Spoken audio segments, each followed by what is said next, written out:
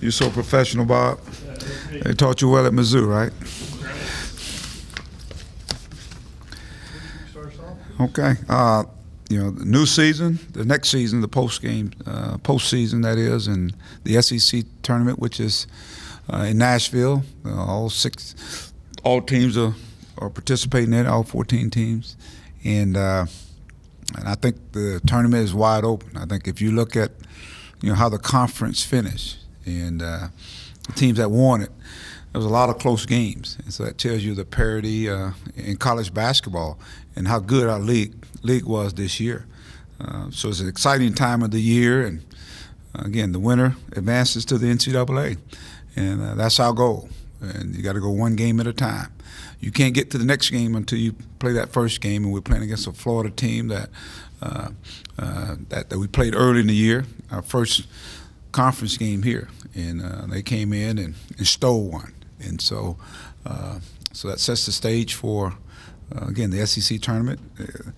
It's a great experience for our young team. Be their first time being in an environment, so I'm really anxious to see how they respond. And based on how we've been playing, hopefully there's some carryover. We continue to play defense, continue to rebound the basketball, continue to attack the basket, take advantage of, you know, the mismatches that we do have. Daniel, he is a focal point of what we do, but then you got to make shots as well. So, and hopefully our bench will continue to play well. I think our bench has been very instrumental in how we're playing right now. It allows us to rest those guys at the same time we're getting productivity from our bench. Yeah, Mike, I guess Daniel got co-player of the week, and also I think the All-SEC team is going to be released tomorrow, and I'm sure Daniel will be on those. I don't know if there's much more you can say about him you hadn't already said, but assuming he's going to be an All-SEC guy, just what have you thought of the season he's had and how deserving he'd be of that? I think he's very deserving of it. I mean, when you look at the things that Dan has done, and of course the other night was one of those nights where he took it to another level, scoring wise, defensive wise, rebounded basketball. But he's been, you know, he's had some periods in some games where he hadn't played some of his best basketball, but it wasn't because of lack of effort. You know, we didn't do a good job maybe getting it to him, or he didn't finish well. But it's been a learning, it's a learning year for him. But I think it's been a development year. If you think about last year, you know, the role he was in, it was totally different this year. And I thought he stepped up to the plate. And you guys can tell by even as he comes in here and visits with you guys, you know, I think he's matured a lot in terms of being that guy. I mean, because he's been on the top of everybody's scouting report. I mean, 2 and 3, the players are coming at him, the physicality. And I thought, you know, for a period there he hit the wall, but now it seems like he's ready to, hopefully, to play some really good basketball for us. But again, he put the time in. He worked at it. Just think 2 years ago he was in high school, and now this guy's being considered one of the better players, I think not only in the SEC, but in the country. And I think his best basketball continues to be in front of him. Coach, the football team has had some guys with like the flu and stuff. Is everyone healthy and ready to go? Yeah, everybody's good. Everybody's good. As far as I know, they had a day off yesterday, so as far as I know, they're ready to travel to Nashville. We'll travel out tomorrow, headed, and get prepared for Florida. You've talked a lot about in the past, you're playing for something, you just don't know what it is. You and Florida have same record. They're on the bubble. You've kind of played your way back into if you have some success in the tournament. I mean, what's that been like getting to this point and then having a chance in the tournament to make some noise and maybe play your way in the NCAA tournament? You know, I think, you know, the thing that I've got has done a good job is just stay focused on the vision, on what we're trying to do. You know, obviously there's a lot of chatter here and noise over there, but we've kind of stayed focused on improving and getting better. But this is the time of year I just feel our team plays some of its better basketball. And based on the last three games or 3.5 games, it seems like we're starting to put some things together. Guys are a lot more comfortable in their roles. And so going into the tournament, it's a different kind of pressure. It's a fun kind of pressure, I think, you know. And for our team, because of what is taking place throughout the year, hopefully that first game, there somehow you can get past that one there, then I think the depth that we have created, I think it plays to our advantage. And we've played everybody in our league, and I think these guys look forward to the challenge of advancing in the tournament. Is there any carryover? I guess you all opened with Florida last year in the tournament. Any, as far as the team you have this year, is there any carryover? No, I thought we played somebody else before we played Florida. I think we had a. You guys played South Carolina. Oh, South Carolina. Yeah, I think we did, but we played them. So, but again, everybody's good right now. Everybody's undefeated right now. So it's one game at a time, and for our guys, it's just going in and taking our practice to the game. That's going to be the key for our guys. Mike, the way you guys have played really well these last few games, do you get a sense you don't necessarily have to win the tournament to get a bid? Maybe could 2 or 3 wins get you a bid, or just how do you feel about that? You know what, Bob? I'm just one game guy now. That's all it is for this team here. This team here is just the one game. Let's take it one game at a time. We've played a great schedule. We beat some teams that beat us. But right now, the only winner of this tournament is the one that gets in. So that's our goal right now. But it's one game at a time. Florida probably has to win to get in the tournament too, because they've had some losses, and sometimes these games, one team knows they're in, or another team knows they don't really have a shot. You guys both have a shot. I don't know if you can win some games. Just how competitive does that make a game like this? We're both fighting to get it. We're both fighting to get have an opportunity to play in that tournament, the NCAA tournament. I think that's, to me, is what is taking place. We're fighting and they're fighting, and so it sets up for I think a great game.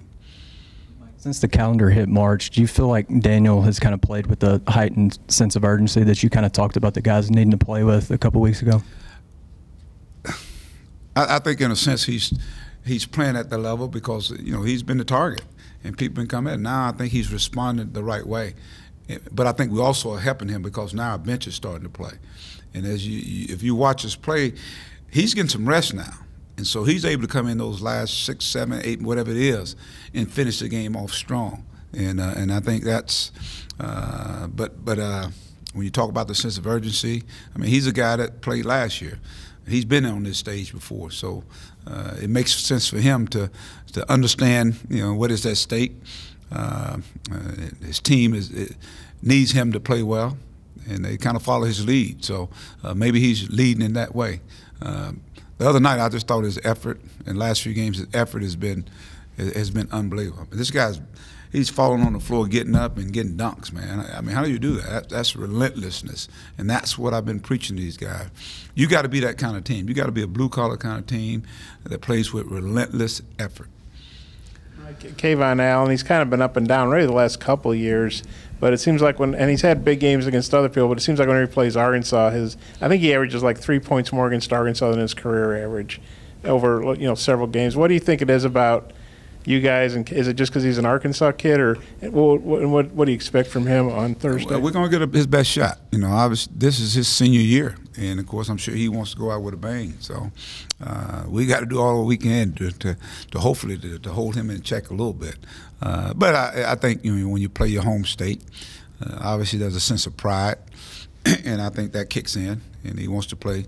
It brings on a different kind of intensity. And he's a good basketball player. How much does it help both Desi and Mason for them to kind of switch roles the way they have in the last few games? What's I think more important is what is taking place with our team. I think you're seeing more of the blue collarness out there. With Desi, he does a lot of good things, and then you put Gabe out there as well. Those guys. I think all those guys are playing off each other, and I think with Mason, I think it's kind of relaxed him a little bit more, where he can come in and because a lot of guys put a lot of pressure on themselves, and I want him to go out and relax and have some fun. But he's a starter. That's why I say it don't. In my mind, it doesn't equate to the starting part of it. It's all about playing minutes and what you do with those minutes. And but again, we're playing. Our benches now all of a sudden now is giving us productivity. We played these guys last time. We got 0 points off our bench. We didn't shoot the ball well. We didn't shoot the ball well from the free throw line. And then we got 0 points from our bench the last time we played them. So I think it gives us a little more balance. I think that's, to me, is a little bit more balance, especially when you're a pressing team, you're extending the floor. You know, guys are going to get tired, and you got to have some guys come in and hopefully either maintain or take it to another level. And I think we're finding that balance now. You feel kind of playing off that. You feel confident the bench will be a bigger factor this game? Well, let's hope so. This time of the year, you want your bench to be. You know, a lot of guys have played a lot of minutes, and this is where a lot of guys start hitting that wall. Guys have played a lot of minutes, so you want your bench to come in with that energy, that second, third, and fourth effort. I just think right this time of the year, you're creating energy. Guys going out there, and in the Alabama game, I thought we were just, especially in the second half, we were wherever the ball was. But I thought it was because of guys coming off the bench and giving guys rest and the energy that was displayed by our guys and the energy that was in the building. We talked a lot about your three-point shooting, how hot it's been recent games. But Florida leads the league in all games in three-point defense. What makes them a tough three-point defending team? They play 4 guards, and so they basically they're using guards, and the defense is kind of packed, and they just do a good job defensively guarding. I hadn't watched all of their games, but I know we didn't shoot the ball well. We had a couple of guys made some shots, but we didn't shoot the ball well at all.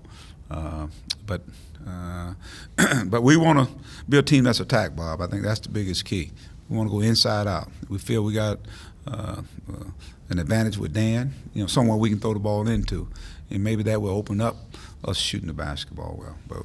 But this is the time of year you want to make shots, so but we'll be tested. I know that. Adrian, I guess he got the Community Service Award, and also I think he's done a pretty good job adjusting to coming off the bench. You know, he gives you some good points inside and rebounds. What do you think about him getting the Community Service deal and about how he's adjusted to coming off the bench as an older guy? Well, I'm proud of Adrian because, you know, he comes from North Louisiana and having an opportunity to come here, and he's been here. This is his 3rd year, and he goes out and I think he pours himself into the community. He's impact the community. He's also, I think he's on the athletic student advisory committee there, student government. So he's very involved, and that says a lot about him. I think the growth that he's had as a person has been unbelievable. I got a chance to talk with his dad this weekend, and boy, that's a proud father there. He's on target to graduate, and that all that says is, again, you know, what our university is providing for these student athletes. The administrative, athletic department, I mean, it's the change in that guy's life. It's changing his life, having an opportunity to experience this here. But to see him pour himself into the community, I think that says a lot about him, good student. And then when you talk about the basketball part of it, you know, I think Adrian's been around long enough to understand what his role is for his basketball team. And he wants to be the best player he can be, but at the same time, he's going to do whatever it takes to help this team win. He's been to the tournament. The 2 years he's been here, he's been to the tournament, so he knows what it's all about and what it takes, and so he's trying to help lead these young guys by example. Coach Johnson made a comment after the game on Saturday about the lineup that you have with Desi, Mason, and Isaiah, and the effectiveness of it. What have you seen when you have those 3 guards out there and what they're able to do offensively, which also allows Daniel to open up a little bit more down low? I think, you know, they all obviously they handle the ball pretty decent. I think Desi is more of an attacker, can knock down shots. Isaiah, we've seen what he's capable of doing, and people now are really coming out and guarding him, so he's putting it on the floor even more so. But when you got those 3 guys, and of course Mason, he has unbelievable range there, and he's doing a better job of putting it on the floor. But it spaces the floor. I think it spaces the floor for a guy like Dan. And so now they're guarding those guys, and you get into Dan, now they're helping. And now we got the presence of mind of really sharing the basketball. So it puts a lot of pressure on defenses that they got to cover a lot of people. So, and hopefully they'll be making some shots up in Nashville. Mike, I know you said a lot of good things about Dave England the other day, but I wanted to ask you one more thing. What is it about Dave? I mean, obviously he's good with the guys physically. Dave's a grouch, man. Treating them. Dave's a grouch. If you've ever been around Dave, Dave's a grouch. You come in the morning, oh, man. No, just kidding.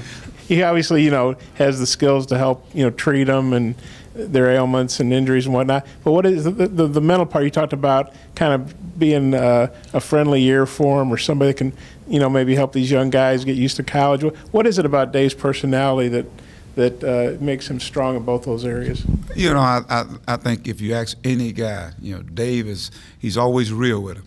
He tell it like it is. And I think that's what a lot of people need to hear. He tells them the truth. Sometimes guys tell guys what they want to hear. But Dave tells them the truth. Something can take place in practice and where I just maybe just go after a guy. And I do go after him. I go after him big time.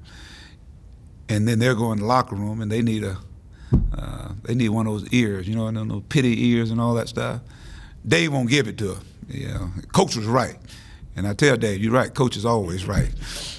But he's real with them, and I think that's, you know, and through his experience, I mean, he's had NBA players in there, he's had doctors in there, he's had all kinds of people that have come in there for treatment.